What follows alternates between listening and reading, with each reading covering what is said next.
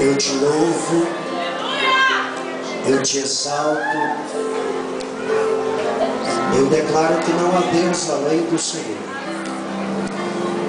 não há outro fiel, verdadeiro e que ama os fiéis, não há outro que tenha mais prazer em um momento como este, porque vê os teus princípios se realizando, os teus propósitos. E eu agradeço ao Senhor por esta nova família, por este novo casal, Paulo e Deise. Que o Senhor possa abençoá-los grandemente, que em todos os seus momentos difíceis eles saibam superar entre eles, ou que nos procurem, ou que procurem um sacerdote, uma sacerdotisa, para que os oriente, pois é da onde vem a melhor orientação, porque vem do Senhor. Deus abençoe como marido e mulher, como família, como casal, e diante de todos e diante do Senhor, em nome de Jesus. Amém. Deus abençoe vocês, queridos.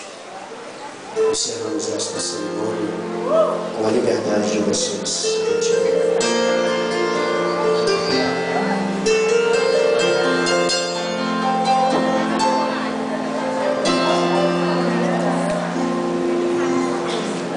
Não há nada que você me faça pra que eu te ame mais. Não há nada que você me diga pra que eu te esqueça. Você é a maior prova do carinho e do cuidado desse Deus que te fez pra ser só meu. Depois de sonhar com teu sorriso, eu acordei e vi. O teu nome estava bem guardado e prometi Deus pra mim. Você é o sonho mais real que Deus me fez viver. Gerações futuras vão saber sobre mim e você. Paulo e Deise,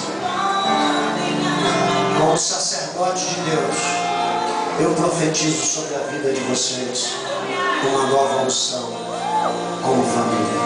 Deus os abençoe. Onde você estiver.